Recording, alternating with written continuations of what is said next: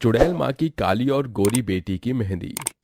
गंगा, नयन, मेरी बच्चियों, मेरे पास ज्यादा समय नहीं है। तुम दोनों को ही अब एक दूसरे का ख्याल रखना है। मुझसे वादा करो, तुम दोनों कभी भी एक दूसरे का साथ नहीं छोड़ोगी।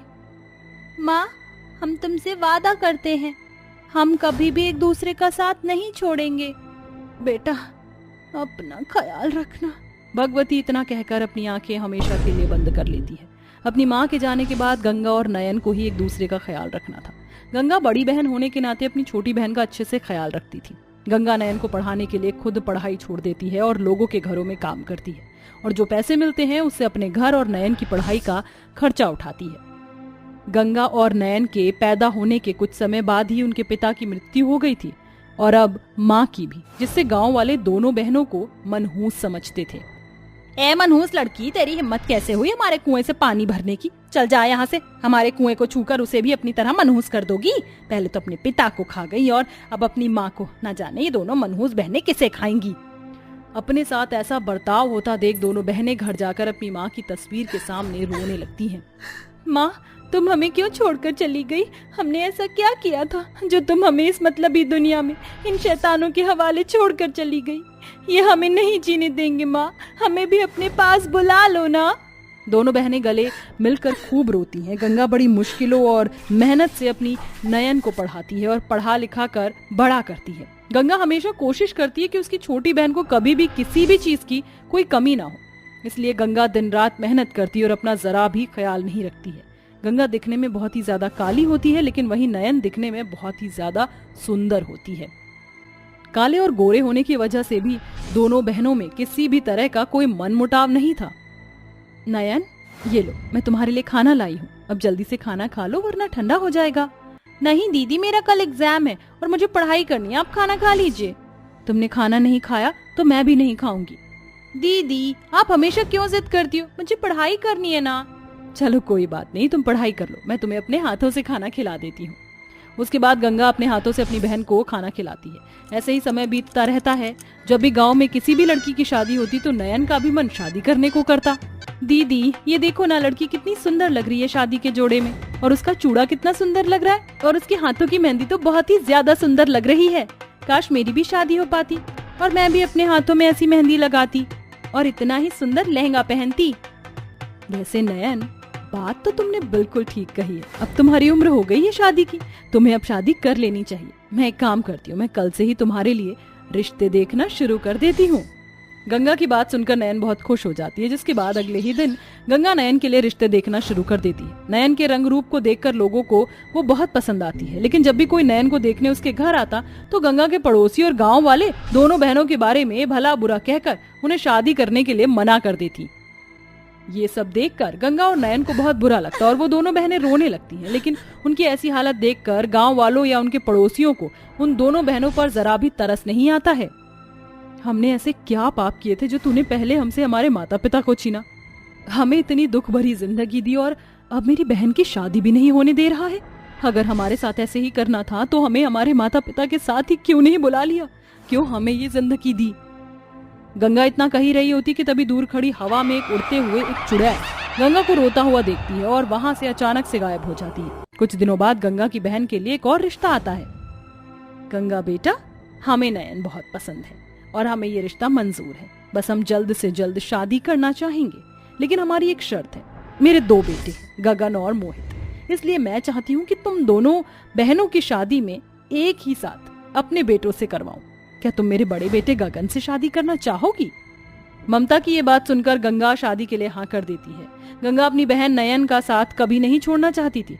उसके लिए इससे अच्छा और कोई मौका नहीं था, इसलिए वो शादी के लिए हाँ कर देती है कि तभी गंगा की पड़ोसन कमला और विमला आकर दोनों बहनों की बुराई ममता के सामने करने लगती है कि तभी वहां अचानक एक देवकी नाम की बूढ़ी औरत आती है और कहती है, तुम दोनों को शर्म नहीं आती दो अनाथ लड़कियों के बारे में इतना भला बुरा कहते हुए?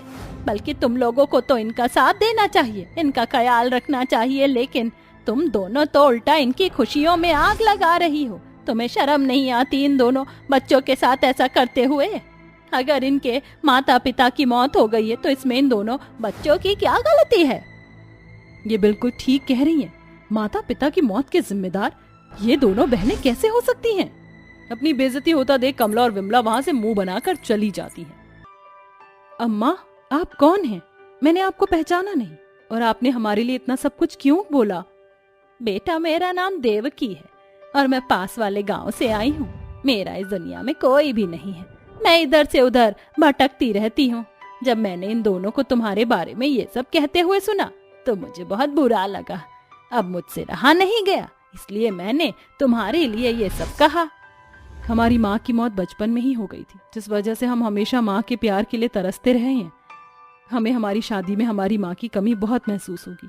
अगर आप बुरा ना माने तो आप हमारी शादी में हमारे साथ रह सकती हैं। हमें इससे काफी अच्छा लगेगा और माँ की कमी भी महसूस नहीं होगी।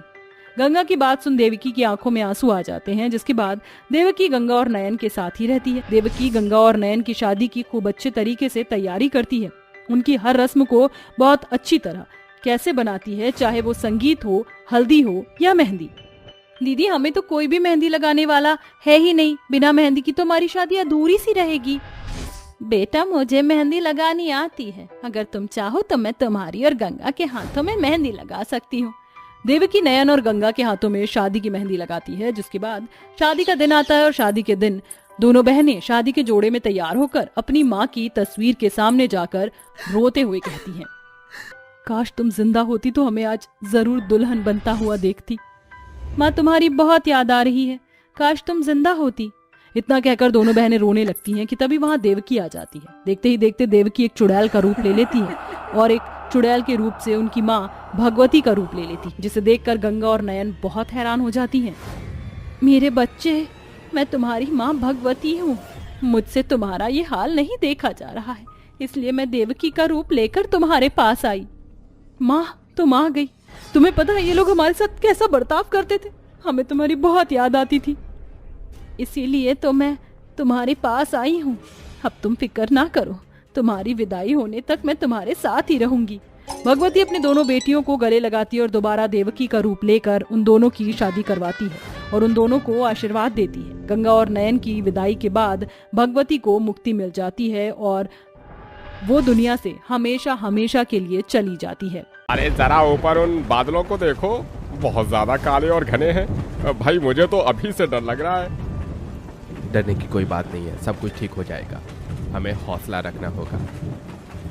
टीटी ऐसा कहने के बाद माइक में ट्रेन के अंदर बैठे सभी पैसेंजर्स को कहता है, सभी लोग जरा ध्यान देंगे। मौसम विभाग की वजह से ट्रेन को थोड़ा धीमी गति से चलाया जाएगा, जिसके चलते ट्रेन थोड़ी लेट हो सकती है, इसलिए आप सभी धैर्य बनाए बैठे रहिए। बहुत तेज बारिश हो रही होती है। ट्रेन में सभी पैसेंजर की नजर खिड़कियों के बाहर बारिश को ही देख रही होती है। चारों तरफ पानी भरा होता है और इस बीच ट्रेन पानी को चीरते हुए चल रही होती है। पानी आगे और भी ज्यादा भरा हुआ है। पता नहीं ये बारिश रुक क्यों नहीं रही। दीदी, अगर बाढ़ आ गई तो फिर हमारा क्या होगा? तुम चिंता क्यों करती हो? डरने की कोई बात नहीं है। हम सभी लोग सही सलामत अपने अपने घर पहुंच जाएंगे। ट्रेन चलते चलते ब्रिज के पास पहुंच जाती है। हे भगवान, बस ये ब्रिज और पार हो जाए, उसके बाद तो स्टेशन आ ही जाएगा और हम सब लोग आराम से अपने घर पहुंच जाएंगे। सभी पैसेंजर के दिल जोरों से धक धक कर रहे होते हैं, क्योंकि बारिश का पानी बहुत ऊपर तक आ जाता है और इसी के दौरान ट्रेन के अंदर भी पानी भरने लगता है। ब्रिज भी पानी से भरा हुआ होता है। हे भगवान, हे प्रभु, हम सबकी रक्षा करना। तभी अचानक से बहुत तेज पानी के बहाव से ब्रिज बीचों बीच से टूट जाता है और उसी समय ड्राइवर थोड़ी तेज गति से ट्रेन को ले जाने लगता है। किसी को भी ब्रिज के टूटने का जरा भी अंदाजा नहीं होता, क्योंकि पानी की वजह से टूटा हुआ ब्रिज दिखाई ही नहीं देता। ट्रेन रफ्तार के साथ टूटे हुए ब्रिज से गुजरने वाली होती है कि तभी पानी के आगे पीछे होने की वजह से ड्राइवर को टूटा हुआ ब्रिज नजर आ जाता है। अरे ये क्या, अब हम में से कोई नहीं बचेगा। ये ब्रिज तो टूटा हुआ है। अरे भागो, अपनी जान बचाकर भागो। टीटी के सामने ड्राइवर अपनी जान बचाने के लिए ट्रेन की खिड़की से कूद जाता है, जिसके बाद ट्रेन अपने आप ही चलने लगती है। ट्रेन चलते चलते उस नदी में गिरने वाली थी कि तभी वहां पर 2 भूत और 3 चुड़ैल अपनी भूतिया शक्ति से उसे पकड़ लेते हैं। मेरे होते हुए इन लोगों को कुछ नहीं होगा, मैं किसी को कुछ नहीं होने दूंगी। अरे मरने तो मैं भी नहीं दूंगी बहन। जो हमारे साथ हुआ वो इन सब लोगों के साथ नहीं होना चाहिए। दम लगाकर हाइशा। और ताकत की जरूरत होगी, एक साथ ताकत लगाते हैं। तीनों चुड़ैल अपनी एक साथ ताकत लगाती हैं, तो वहीं दोनों भूत भी अपनी पूरी ताकत लगाकर ट्रेन को कंट्रोल कर लेते हैं और नदी में ट्रेन को गिरने से बचा लेते हैं और वो सही सलामत ट्रेन को रेलवे स्टेशन तक पहुंचा देते हैं। यही नहीं, वो कूदे हुए ड्राइवर को भी पानी से बाहर निकालते हैं और उसे बचाकर रेलवे स्टेशन छोड़ देते हैं। चुड़ैल, हे भगवान कोई बचाओ मुझे। ड्राइवर के बच्चे, तू तो हमें मरवाने के लिए ट्रेन को तोड़कर कूद पड़ा था। अरे जिससे तू बचने की कह रहा है उन्होंने ही तुझे और हम सभी को बचाया है। ये सुनकर ड्राइवर हैरान रह जाता है। तुमने हमारी जान बचाई और सभी को सही सलामत रेलवे स्टेशन तक पहुंचा दिया। तुम्हारा बहुत बहुत शुक्रिया। मुझे माफ कर दो, मैंने गलत समझा। कोई बात नहीं, वैसे भी हम नहीं चाहते थे कि जिस प्रकार हम लोग मारे गए हैं वैसे ही तुम लोग भी मारे जाओ। हम लोग तो उस बाढ़ से बच नहीं पाए, लेकिन जब से हम मरे हैं तब से हम लोगों की मदद कर रहे हैं और आगे भी करते रहेंगे। बस बस, अब चलो यहाँ से, हमारे चलने का समय हो गया है। कुछ ही देर में सुबह हो जाएगी। चुड़ैल के कहते ही दोनों भूत और तीनों चुड़ैल वहां से गायब हो जाते हैं। उनका राज किसी को भी नहीं पता होता। इसी प्रकार वो जब भी रेलवे ब्रिज से ट्रेन जा रही होती है तो वो मुसीबत के समय लोगों को बचाते हैं और लोगों की मदद करते हैं। ऐसे ही फिर से वो सभी एक ट्रेन को रेलवे ब्रिज पर आई बाढ़ से बचाकर स्टेशन तक पहुंचा देते हैं। इसमें एक छोटी बच्ची निकलती है और भूत और चुड़ैल से पूछती है, भूत अंकल, मुझे आपके बारे में जानना है। आप क्यों वहाँ रेलवे ब्रिज से लोगों को बचाते हो और सबकी मदद करते हो? प्रिया के पूछने पर जो भी लोग बाढ़ से बचकर आए होते हैं वो भी भूत और चुड़ैलों से पूछते हैं, कौन हो तुम लोग? हमें भी जानना है। आखिर क्यों तुम सबकी रक्षा करते हो एक ढाल की तरह? अगर आपको हमारे बारे में जानना है तो सुनो। ये उस समय की बात है जब इस गांव में पहली बार बाढ़ आई थी। हम सभी ट्रेन में थे। मेरी माँ बड़ी ही बेसब्री से मेरा इंतजार कर रही होगी। हाँ यार, मेरी माँ भी मेरा बहुत इंतजार कर रही होगी। ऊपर से मेरी पत्नी और मेरे दोनों बच्चे कई साल में उनसे मिलने जा रहा हूँ। शहर में तो चारों तरफ पानी भरा हुआ है। हाँ भाई, सब जानता हूँ। इसीलिए तो अपने परिवार को खुश करने के लिए कई सारे तोहफे लेकर जा रहा हूँ। पानी से बच भी जाऊंगा और परिवार खुश भी हो जाएगा। एक तरफ उमेश और महेश दोनों अपने परिवार को याद करके खुश हो रहे थे, तो दूसरी तरफ शिल्पा, पूर्वी और मेघा तीनों पहली बार गांव जाने की खुशी में बहुत ज्यादा एक्साइटेड थी। गांव कितना सुंदर होता है। आखिरकार मैं गांव देख ही लूंगी। गांव में घूमने का तो मजा ही अलग होता है। और देखो, हमारा सफर कितना अच्छा जा रहा है। साथ में बारिश भी हो रही है। कितना मजा आ रहा है। जहाँ कुछ लोग गांव में आने से खुश थे तो कुछ लोग शहर से लोग इसलिए गांव जा रहे थे क्योंकि शहर में बारिश की वजह से पानी भर चुका था। अरे शहर में तो चारों तरफ पानी भरा हुआ है, कम से कम गांव में आराम से तो रहेंगे। ट्रेन अपनी रफ्तार से चल रही थी, तो वहीं दूसरी तरफ अचानक से शहर का पानी गांव की तरफ बढ़ता चला आता है, जिसकी वजह से गांव की बांध भी टूट जाती है और गांव में बाढ़ आना शुरू हो जाती है। चारों तरफ बाढ़ का कहर होता है और गांव के लोग पानी में डूब रहे होते हैं। देखते ही देखते बाढ़ गांव के रेलवे ब्रिज तक पहुंच जाती है, जिसके चलते रेलवे ब्रिज टूट जाता है। उसी दौरान वहां से ट्रेन गुजरती है और ट्रेन सीधा ब्रिज से नीचे पानी में गिर जाती है। सभी लोग पानी में डूबकर मर जाते हैं, जिनमें से कुछ लोग अपनी जान बचाने की कोशिश तो बहुत करते, लेकिन कोई नहीं बच पाता। इतनी दर्दनाक मौत मैंने कभी किसी की नहीं देखी, लेकिन मरने के बाद काफी लोगों को मुक्ति मिल गई थी, लेकिन हम पांचों को मुक्ति नहीं मिली। इसलिए हमने उस रेलवे ब्रिज से लोगों की जान बचाने का सोचा। आप लोगों ने हमारी इतनी मदद की, हम सभी आपके आभारी हैं।